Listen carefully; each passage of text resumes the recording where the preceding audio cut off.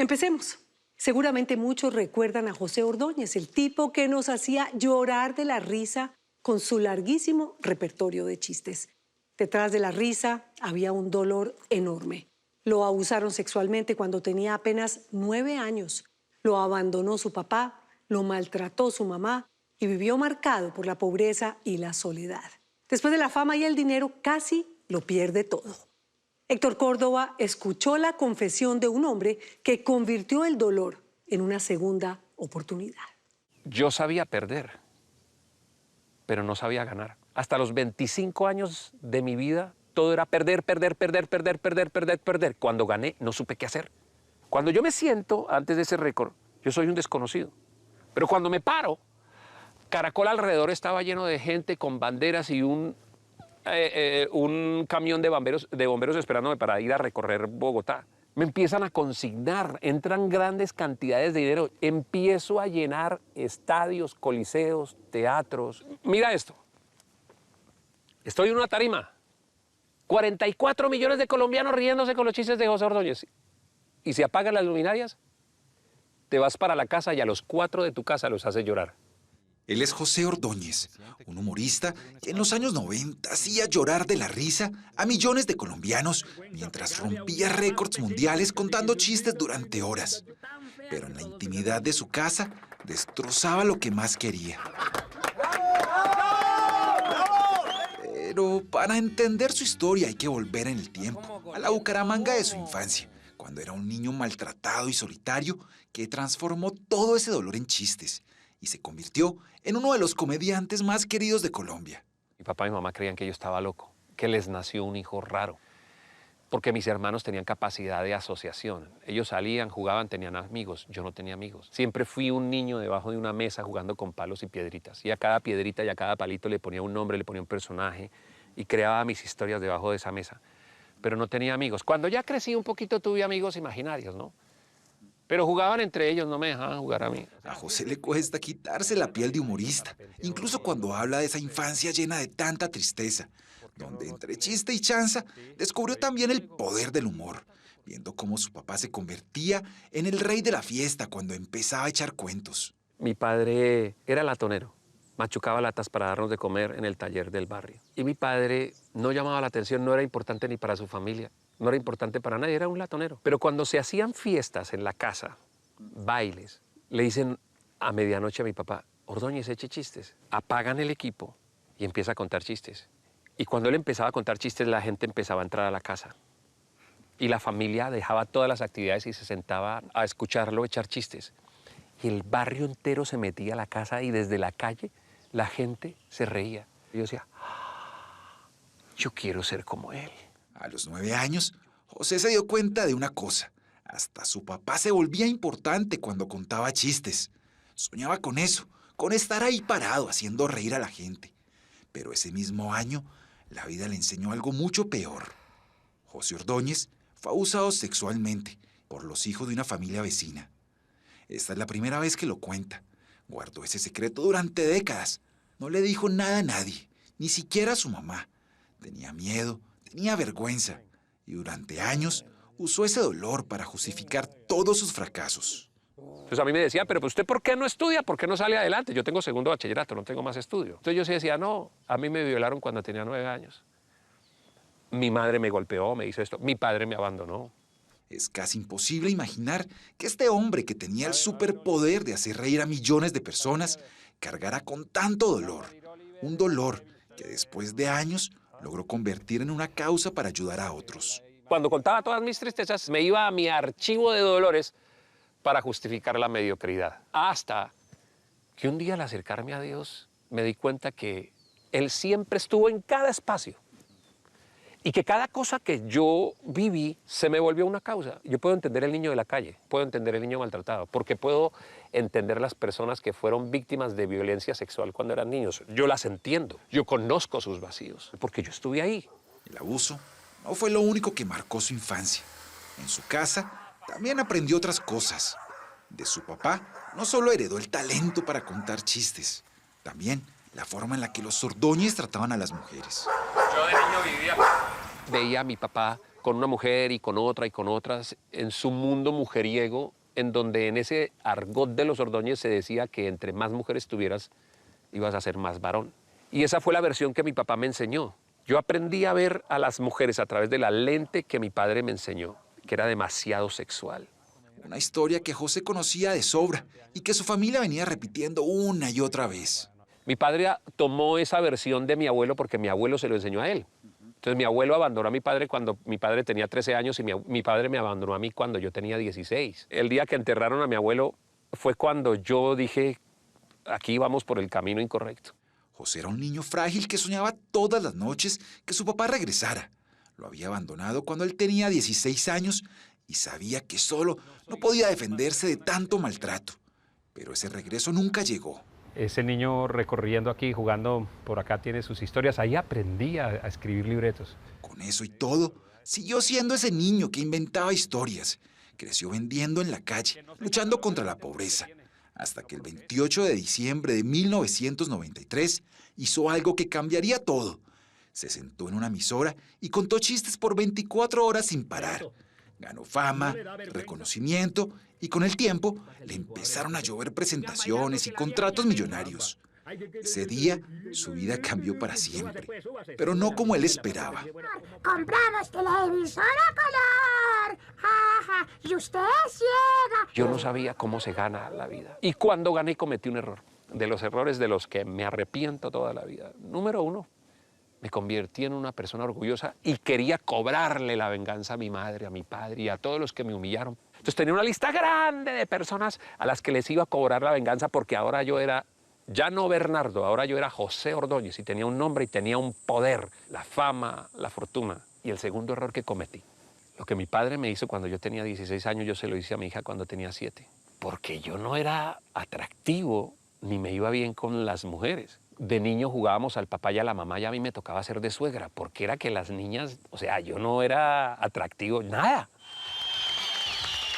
Y entonces pasó lo inevitable. En medio de la risa, la fama, la plata y el orgullo, José abandonó todo lo que había construido con esfuerzo. A su esposa Yasmith, que siempre creyó en él, y a lo que más amaba, su hija de 7 años. Repitió exactamente lo mismo que hicieron su papá y su abuelo. Le fue infiel a su esposa tantas veces que ni das cuenta. Y mientras hacía reír a un país entero, a puerta cerrada, destrozaba a su familia. Ya yo no corría detrás de las mujeres corrían detrás de mí. Pero aún así fui más peligroso que mi abuelo y que mi papá porque mi abuelo no tenía plata ni fama, ni mi papá la tenía. Yo la tenía. Tenía juventud, fama, belleza, dinero, el mundo a los pies. Y volví trizas. Mi hogar, la vida de mis hijos, fue todo. José se conmueve hasta las lágrimas recordando esa época.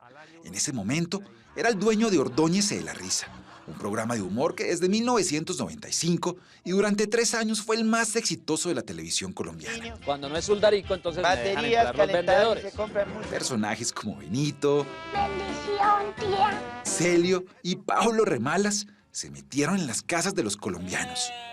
Mientras José acumulaba aplausos, su familia intentaba sobrevivir con la fuerza de su esposa. Y mi primera aliada, la que se casó conmigo en medio de la pobreza, la que me ayudó a llegar allá, es mi primera víctima. Y me olvidé de ser esposo y de ser papá. Y una de las cosas que pasa cuando Cristo llega a mi vida es que pone las cosas en orden. Le da valor a las cosas que verdaderamente tienen valor. Y en el año 97 me regreso a Bucaramanga a conquistar el corazón de Yasmith, perdón por la llorada. ¿Cómo le fue? Uf, eso fue hermosamente duro, porque fue muy complicado. Es una santanderiana que Dios mío, eso para convencer. Fue complicado, porque ella tiene una personalidad tiene más personalidad que los violinistas del Titanic. Eso es una cosa así. Y me quebré. Recuperé a mi esposa y me quebré. Fue tan grande mi amor por Dios que me subí a los buses a predicar. Ya no me llamaban a hacer presentaciones. Se cierra el programa y tuve que empezar de cero. Pero un día, José despertó y Dios escuchó sus plegarias. Dejó todo: el programa, la fama, el dinero, las mujeres. Se quebró por dentro y por fuera, tratando de salvar su familia. Recuerdo un día, mi hija recién nacida y no tenía cómo darle para un tetero. Después de haberlo tenido todo. E ir a la tienda que me fiaran una panela y una bolsa de leche. Y tienes una lucha interna. La lucha interna es, ¿será que lo habré hecho bien? ¿O de verdad soy el imbécil que lo dejó todo por correr detrás de la esposa y meterse a una iglesia? Pero en el fondo sentía una felicidad y una paz que hace rato no sentía. Una paz que sobrepasa todo entendimiento, una vaina. El conflicto es necesario en el matrimonio. ¿Y hay días en los que su esposa le recuerde lo que pasó hace años? Ella recuerda, solo que no lo recuerda con el dolor. Pero para poder sanar convenientemente un matrimonio, tiene que haber la decisión del perdón. Nunca se siente ganas de perdonar. Perdonar es una decisión, no un sentimiento. La parte que fue la agraviante se tiene que dedicar a restaurar. Aquí estoy, 28 años después, todavía restaurándole lo que algún día le quité y sanándole el dolor que algún día le causé. Esa es la manera como se tiene que sanar el matrimonio. Hoy su vida es otra. Está casado con Yasmith Sanabria hace 36 años. Tiene 4 hijos, 6 nietos, 3 perros y 5 pájaros. Nos recibió en su casa. Una finca al filo de una loma en Piedecuesta, Santander. Aquí entre montañas ha sanado sus heridas y junto a su esposa ayuda a otros a sanar las suyas. Allá está Cañaveral, Florida Blanca, Bucaramanga, el Puente de la Novena que se prende desde la noche. ¿Por qué este sitio? Porque siempre le había pedido a Dios tener la ocasión, la oportunidad de devolverle a la vida y devolverle a Dios lo que Dios hizo conmigo al restaurar y al salvar nuestro matrimonio. Bernardo, porque yo soy el masculino. Ahora tiene un libreto nuevo. Se volvió pastor cristiano y cuenta su historia con humor. Las pocas veces que mamá hizo un sancocho preguntaba, mija, ¿usted qué presa quiere, papa o yuca? Yo no busqué ser pastor, yo solo abrí la boca y dije, esto es lo que me pasa, esto es... Y lo empecé a hablar en tono de humor porque no puedo desligarme de lo que soy. Entonces la gente se reía. Y encontré además que sigo siendo el mismo comediante, pero que ahora tiene un poquito de pastor que quiere darles un mensaje en cada show. Y decirle, luche por su hogar, luche por su matrimonio, perdone a su mamá, perdone a su papá. Y todo se ha dicho. Aunque Yasmith es su gran amor, su verdadera pasión es el Atlético Bucaramanga. No sabemos si es el hincha más fiel, pero todos recordamos a ese personaje santanderiano y esa frase que se volvió el himno de toda una región. Este año sí vamos rumbo a la Libertadores. Nunca estuvo en el libreto la frase, este año sí vamos rumbo a la Libertadores. Pero como solíamos hacerlo, siempre hay espacio para improvisar sobre la marcha cuando se está haciendo humor. Y en la tercera vez que salgo a hacer esa sección de los búcaros, se me da por devolverme y decir, este año íbamos rumbo a la Libertadores. Y me quedó gustando. 68.000 pesos fue mi primer sueldo como comediante. En un velorio. Por contar chistes toda la noche en un velorio. Caminando en el Estadio Américo Montanini, casa de los búcaros. Este es uno de los lugares que más admiro y amo en la vida. José recuerda ese día cuando se les hizo el milagrito de ganar su primera estrella. Y ahora sí, ir rumbo a la Libertadores. Eso, para ver una estrella teníamos que pegarnos un puñetazo en un ojo porque eso no había manera. Y Dios me dio un regalo. Y en ese momento cuando Quintana tapó el penalti, yo no sentí nada. Ni las patas, ni los brazos, ni la cabeza, yo no sentí nada. Al rato, cuando ya pude tener noción de qué era lo que estaba pasando, estaba yo en la cancha del Campín, saltando con los jugadores y cuando me vi con Dudamel, José, por fin vamos rumbo a la Libertadores. Después de vivir casi 2 décadas en los Estados Unidos, José Ordóñez volvió al barrio donde creció. Recuerda las calles, la escuela, la gente lo reconoce y se toma fotos. Ahí donde lo ven, este hombre tiene 10 récords mundiales.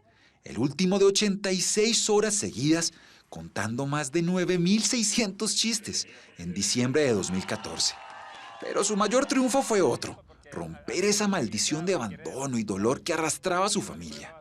Yo soy alguien que quiso cambiar el destino de sus generaciones. Soy un pivote, un eje. Quiero ser un antes y un después. Quiero que a partir de mí, mis generaciones cuenten una historia distinta.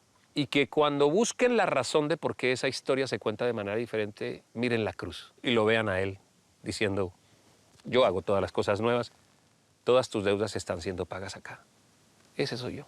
Y esa es la voz de un hombre que encontró en la risa el mejor remedio para superar las dificultades.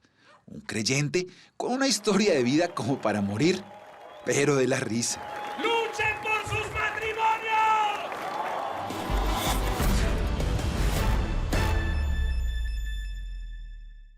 José Ordóñez tiene un show en vivo que se llama Emparejados, donde entre chiste y chanza pone a las parejas a reflexionar desde la risa sobre cómo fortalecer sus matrimonios, como para morirse de la risa.